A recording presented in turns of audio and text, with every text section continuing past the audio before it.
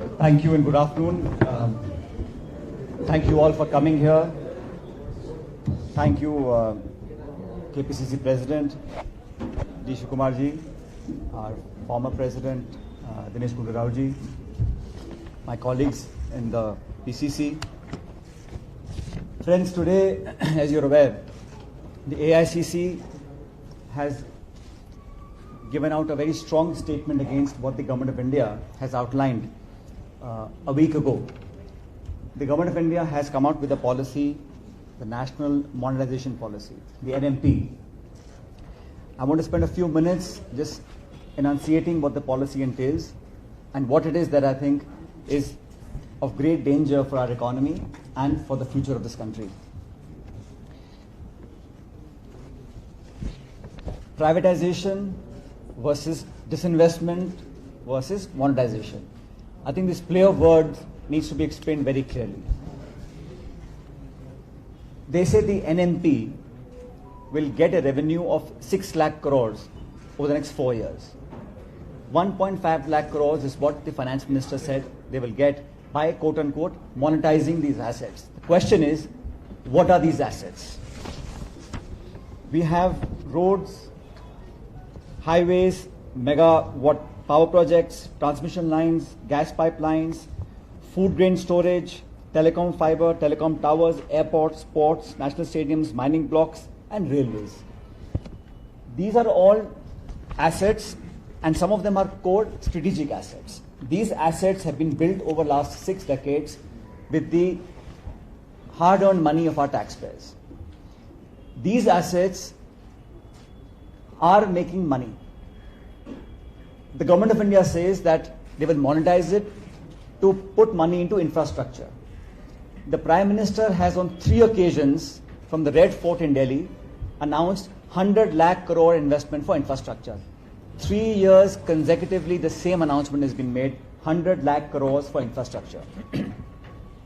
This money the Government of India will raise, will it go to fulfill the 5.5 lakh crore deficit that we are running today? Is it there to boost revenues? Is it there to put fresh infrastructure in place?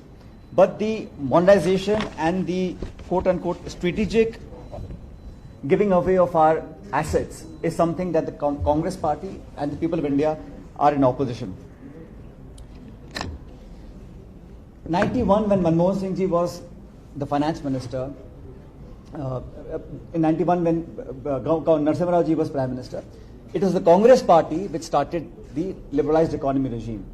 We have always been pro-investment, pro-growth, and I think to my mind, India is where it is today because of that turn the economy took in 1991. But today, the same BJP, which has the Swadeshi Jagran Manch, the Bharatiya Kisan Sangh, opposing these policies where the Government of India says, Atmanirbhar Bharat, today these assets are being put on the block. The question is, where is the process? Where is the transparency? And these railways, ports and airports that are now being given out, Finance Minister says that the ownership will be with the Government of India. Now, in 30 to 50 years, when all these assets have been drained from all their value, what will the Government of India get back if the lease is not extended? We are of the opinion that these strategic assets and these public sector undertakings, these infrastructures, if they are given to few individuals, it will create in our economy either monopolies or duopolies. And I've been a Minister for Corporate Affairs, and I know there is a Competition Commission of India where the government of the day objective and focus is there should be fair competition, healthy competition. But when you only have a handful of players in very important sectors such as aviation, railways, coal mining, power transmission, you create monopolies and duopolies. Then the taxpayer will be charged more money, and we will end up in a system where, and here's the irony of it, the public sector undertakings were constructed when land was acquired almost free or very cheap. So the taxpayer, the Indian citizen, gave its tax money, land and assets for the government to develop public sector. That public sector for the last 50, 60 years has been working. So today, the people who will actually finance this purchase, the quote-unquote leasing of 50 years, they will take money from public sector banks, private entities, buy public sector, lay off people, reduce the jobs, make profits, and give 1.5 lakh crores. Now the government of India fails to tell us they are making 1.5 lakh crores, but what it is that these assets are giving us today. We're only making the difference, you see. Congress Party's manifesto last time, general election, he had said that loss-making entities, which are non-strategic in nature, please I underscore this, they were non-strategic in nature, loss-making entities, which did not have a large market share of any sector, they would be allowed to have investments. Or we could think of making more money by selling off some shares of those assets. But this government, I think the handling of the economy, we have the highest unemployment rates in India ever. We have seen poverty rise. We have seen the rich getting very rich. We have seen gross mismanagement during the COVID crisis. We have seen every sector of our economy fall apart. The government of India gave 20 lakh crore stimulus package. I wish to ask the government of India, who has benefited from that package? Every large country in the world gave what the Congress Party has been saying, Mr. Gandhi has been saying, that you give money to the poorest, give money to the middle classes so that they are able to consume and purchase more. But the government of India tried to give a stimulus package, which is all imaginary, and 20 lakh crores, I remember those press conferences where they went at length to explain how much money they were giving the stimulus package, but the result was that the economy is shrinking, the small and medium enterprise is shrinking, job losses are at highest, poverty is increased, and all sectors the government has failed to perform. I do take the point that government should not be in the business of running hotels perhaps, or even airlines, the tourism sector for example. But the railways, mining, telecom sector, any right-thinking country will understand that those are strategic assets. And what stops the PE funds or international funds to make an SPV and invest through an Indian entity and pick up stake in these very important strategic assets? So this question is not just about gross mismanagement of the economy. The question is, what is India's priority?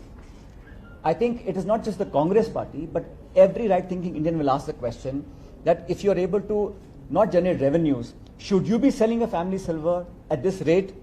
And here was a government which had opposed everything when UPA was in power. They opposed the US nuclear deal, they opposed liberalized economy, they opposed WTO, they opposed Aadhaar card when we started the Aadhaar card, they opposed the direct benefit transfers when we started that, they opposed the GST, and now there's a complete turnaround in what they say and what they do.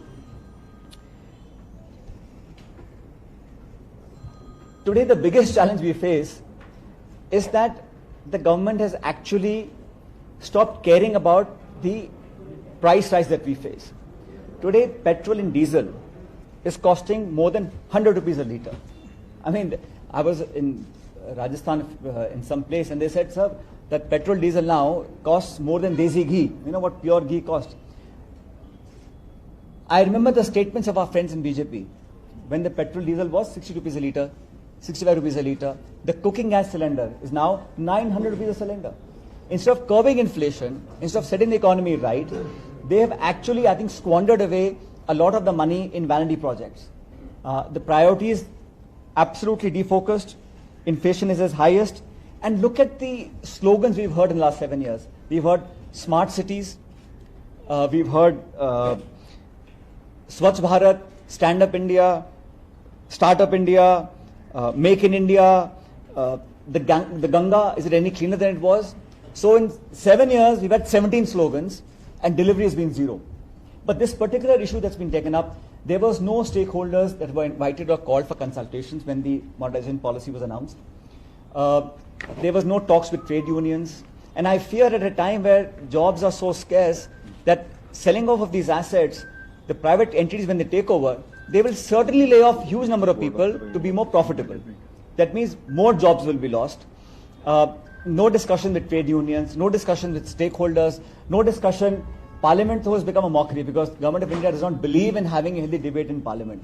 So therefore, all these things, there was no consultation paper, there was no views invited, there was no discussion of any sort. It was just a unilateral decision, which this government is known for, decided, announced the NMP, and say the process is also not very well illustrated. So our fear is that not only the process is questionable, But the end beneficiaries, will it be the same people who we suspect will get a hands on India's ports, railways and airports, and coal mining and power transmission and a cable network and an underground fiber network? These are important assets. They have taken a lot of effort to make those assets. It's not a party's property. A government is only a trustee of the people of India. It has to act with transparency. It has to show credibility. It has to show that its heart and policies are in the right place. Sad to say, it's the complete opposite today in New Delhi. The government of India, the way it's functioned, leaves a lot to be desired for.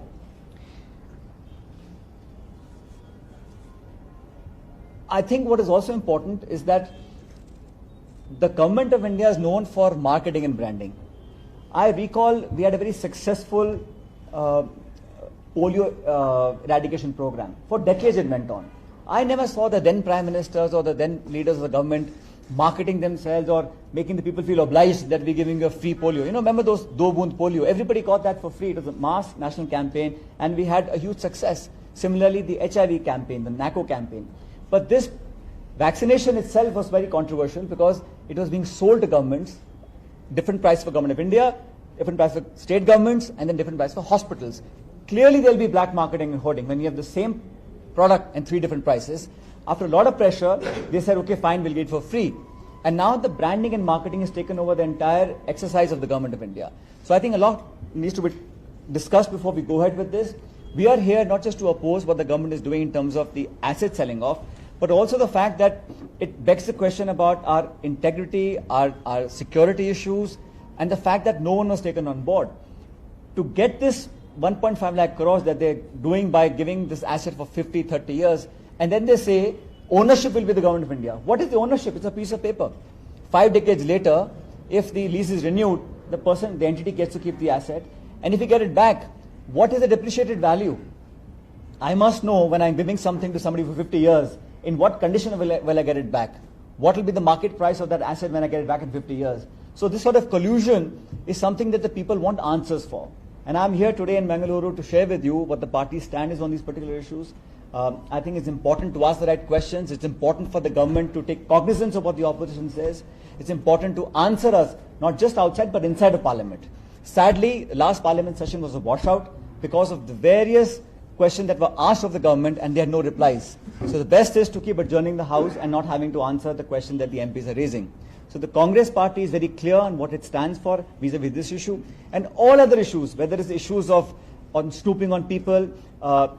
When I say the decision is unilateral, you will understand when the Government of India can impose on this nation's farmers those 3 farm bills that the whole country is opposing. I mean, this NMP policy also was done without any consultation. And I'm sad to say, as a farmer for last almost a year, our farmers are on the streets. What happened in Haryana 2 days ago, the brutality of the Haryana police, it's shameful. And I'm absolutely surprised that the Chief Minister of Haryana is defending the officials who are giving orders on record to break the farmers' heads. This sort of brute force, this violence, is not reflective of our democracy, of our ethos. We may be different parties, but this country belongs to everybody. So this systematic dismantling of our principles, of our ideology, what this country stands for, of shedding apart our constitutional values, of using brute force to suppress voice, to spy on people, to muffle the voice of the opposition. I think the Congress party has taken a very firm stand, no matter what the cost to us. We will continue to raise our voices, to talk about the people and the farmers. And this particular issue of national monetization policy is something that the country is opposing, and the Congress party is standing against this move, and we will go to any extent to make sure that the government does not go ahead with this really lopsided mandate that they have for themselves. And finally, I believe that politics is about governance. When you get elected to positions of power, you have to use that position to benefit the people. I don't know if this selling of these assets will double the farmer's income. I don't know if this money will actually go to all the people. 15 lakh rupees that was announced and proposed for every citizen in India to get that money.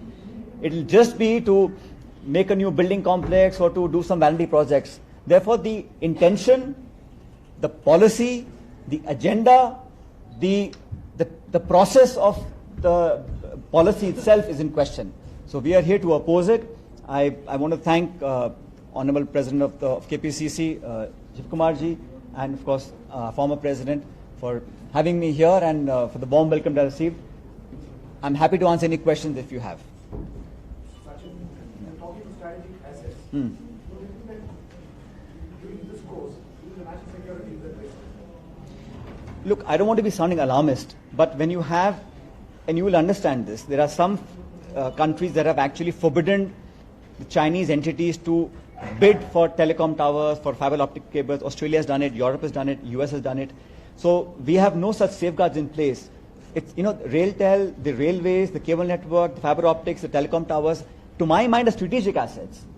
No other country of our size and scale can think of them not as strategic assets. So is there a safeguard on how these, when the bidding happens, how do we safeguard that there are no entities who are not appropriate for bidding? There are no safeguards for that. And I think in any case, if you have a hotel that is run by Government of India or by state government or by an airline, look at the track record of Government of India, right? So they tried to privatize or disinvest Air India. It's been 7 years.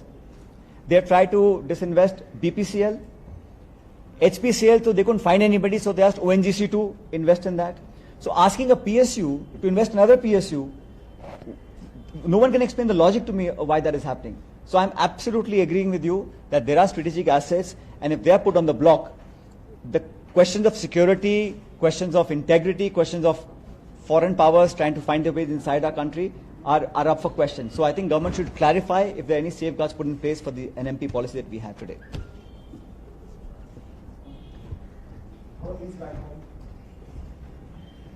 In Rajasthan, it's not as warm, it's getting better now. So yesterday, the Indian ambassador held dialogue with the Talibani counterparts in Doha. What would you like to say? Would you comment on the Congress? I don't know I know there was a meeting in Qatar, so I don't want to comment because I don't know what transpired. I do wish to say that India must be very nuanced in its stand. It has a very important geopolitical situation to deal with, and we know the brutality that the Taliban regime inflicted on its people when they were in power for 5 years. And 20 years later, have we moved forward? I've seen the statements coming out from the Taliban spokesperson, but I think a lot needs to be seen on their actions. It's one word to say something, but the kinds of attacks we've seen from the counter forces in Afghanistan, in Kabul, the bomb blasts, etc., it worries us because it's our extended neighborhood. And does that give leverage to Pakistan? Are we allowing that to happen? These are very important questions that the government must take full cognizance. And I think on issues of national security, issues of protecting our borders, there are no two opinions in that. But we have to be firm and we have to be very clear as to what we want. So far, we've not heard a very clear outline strategy on how to deal with that. I'm waiting for the Government of India's first response. Do you think there should be a dialogue? I'm no one to say that. I think our safety, our Indians who are stuck there, our strategic interest are paramount. Whatever it takes to keep those secure, we should do that. It's up to the government to respond. But I just feel that it's our near neighborhood, and we should not do anything that will jeopardize our internal security. And like I said earlier, what stops from, Imran Khan has actually welcomed the regime. So what stops Pakistan from making use of that new dispensation? So they are very important questions. And national security, to my mind, is paramount than anything else. So there's a debate regarding the possibility of Prashant Kishore joining the Congress. What's your take on that? I don't want to comment on hearsay, right? So lots of things are being said and done. So I don't want to comment on something that's not substantial. So do you think this type of simple press conference is sufficient to stop the NMP implementation by Government of India? Do you have any action plan at and why? Why? Because I am asking everywhere left and right, groupism is prevailing in your party. Besides yourself, you are in Punjab, you can see Telangana, everywhere. How can you achieve your goal, whatever you said? You see, different parties have different ways of functioning. I don't want to comment on other parties because that's the internal process. Your state, So what about Telangana? if you give me a chance, I'll finish. Karnataka, still groupism is there, Kerala also. You want to add some more states? You want to add something else to the question? That is Oh, sufficient okay, for right. you. Yeah. Rahul So Gandhi I there, think, will ask more. yeah. I want to say to you that the Congress party is in opposition in most states. We are in opposition in Delhi. But please be very clear about this. Any political party that has the bandwidth, the presence, the strength, determination and resilience to take on the BJP nationally, it is the Congress party. Now, we have a lot of our allies who are in different states, they're in power, they're in opposition, but it is only the Congress party that can give a challenge and overtake the BJP at the general elections. So in our party, unlike some other parties, there is room for discussion. Of course, sometimes discussions are not as pleasant as one would like it to be, but ultimately, the voice of the party worker, the voice of the state leader, voice of national leaders are heard, discussed, and we come up with a unanimous decision ultimately. I think it's in a robust democratic setup, it's okay to do that. I don't want to comment on other parties which are totally different in terms of the functioning. But as far as Congress is concerned, our singular focus now is to strengthen, and to your question, sir, I have been party president in Rajasthan for almost 7 years. And even nationally, it is the Congress that is taking the pains to make the public aware. If it's a press conference, we'll do that. If it's a dharna, we'll do that. If it's a morcha, we'll do that. If it's a rally, we'll do that. If it's a gherav, we'll do that. If you have to face lathi charge, we'll do that. We've done it before. But interest of the people is more important. Not just BJP in Congress. This is a national issue, and we will do whatever it takes within the framework of our constitution and keeping the law of the land in focus. We will do whatever it takes. So, in the past, there have Immediate been action plan in respect of agitation and other things. We are bringing the people, making them aware of what is going on. If the government still does not listen, we will do whatever it takes. Constitutionally, we have a very solid plan, sir, and you will what? In the next days and weeks to come, the government will have to go on a back foot. In the past, there have been questions of the High Command of the Congress has been distinct from the state issues. Now, in Jallianwala Bagh Memorial, there is now once again a difference of opinion. Rahul Gandhi has continued. I think just because some statement has come which is not, you can't put those two in context. I think everyone is free to have the opinion, but ultimately what the party and AICC says and does is the view of the party. So what is your final call in that respect? Is it a restoration or it has to be preserved? But they have corporatizing. What is your opinion of it? You're talking about which? Jallianwala. No, it's a historical situation, it's a historical moment, and we all have our emotions attached to it. It's not the structure in the building, it's the event and the tragedy that happened that we must keep close to our hearts and make sure that we remember the sacrifice of the people who were shot dead there. That's far more important. When the cabinet will be extended, sir, in Rajasthan? It has kept on postponing for several days now. I think the AICC and the Chief Minister are in discussions, and as and when we have news on whatever happens, you will get to know. Because there are reports that the High Command has given nod to that cabinet. I don't know such reports, but I know that Mr. Markan, who's in charge of Rajasthan, has had many rounds of consultations with MLAs in Rajasthan and with leaders, and we're all in touch. So as and when the event happens, you'll all get to know. They also want to be in charge of Gujarat. Sorry? Have the issues been resolved that you had raised before putting in the Congress? Like I said, there was a committee formed last year, and unfortunately Ahmed Patel ji is no more with us. But the other two members and the AICC, I'm in constant touch. Whatever I had to say, which I thought was important for a better functioning of our Congress government. And as you know, last 25 years, governments have not been able to repeat themselves in Rajasthan. And I think it's important for us to win every election we contest. In Rajasthan is a strong Congress state, so I felt there were some views I needed to share, which I did. And the Congress president took cognizance of those views, formed a committee. We're working towards achieving those targets. But I think it's important to share views and thoughts on how we can better have a functioning government where every party worker feels stakeholder in the setup. Right? We all worked hard to make the government. Now there's a sense of ownership and stakeholdership that must be inculcated. And that's what we believe will make sure that we win the next elections. So those issues are being worked out now. So you're going to be made in charge probably soon in Gujarat. I don't want to speculate. Like I said, I don't want to speculate. Because there are also reports that your factions, MLAs, at least the 4 MLAs will be inducted into the cabinet. So what do you have to say on that? You see, there are lots of news today because there's so many news channels, so many websites, so many newspapers. Everyone has a different version of what's going on. Ultimately, we must wait and see what the AICC announces, and everything will be in front of you. But to answer your question broadly, it's been a year since the committee was formed. Had many discussions, and I think the party and the government need to work together to make sure that in 23, when the elections come again, we're able to fulfill all the promises of our manifesto and come back. We have a clear majority now, but to make sure we come back with a bigger majority, we have to work even harder. That everybody understands and accepts. Right. Haji. Rajasthan के पूर्व मुख्यमंत्री, राजस्थान के पूर्व प्रदेश कांग्रेस अध्यक्ष, इसके साथ साथ एक नया पद आ रहा है असंतुष्ट कांग्रेस नेता, इसका संपर्क हम सब कांग्रेस पार्टी में देखिए अपनी बात रखने का अधिकार सब लोगों को है और हम जो भी कहते हैं वो पार्टी के हित के लिए है। पार्टी नेतृत्व, पार्टी संगठन, पार्टी सरकार कैसे मजबूत हो, प्राथमिकता ये रहती है। और मैं पार्टी का अध्यक्ष रहा लगभग 7 साल।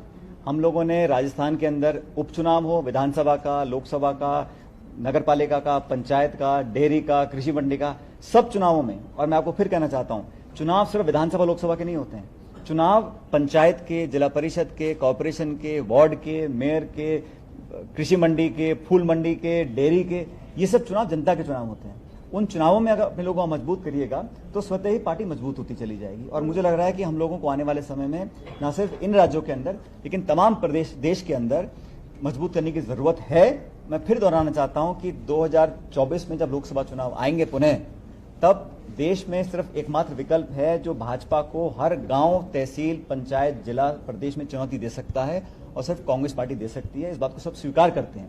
इसलिए सभी विपक्ष के दलों को मिलकर काम करना चाहिए और अपने छोटे मोटे अंतर्विरोध अगर हैं भी किसी के, तो बड़े लक्ष्य के लिए उसको अलग रखकर तेज का चुनाव इकट्ठा लड़ना चाहिए। और मुझे लगता है कि इस सरकार से लोग अब ऊब चुके हैं और बदलाव चाहते हैं।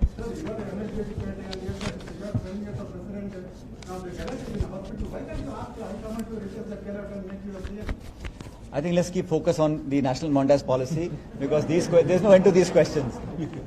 And by the way, who becomes what, who takes over what position, who's minister, who's party president, who's chief minister or not, that decision is taken by the party leadership in Delhi. So let's wait and see.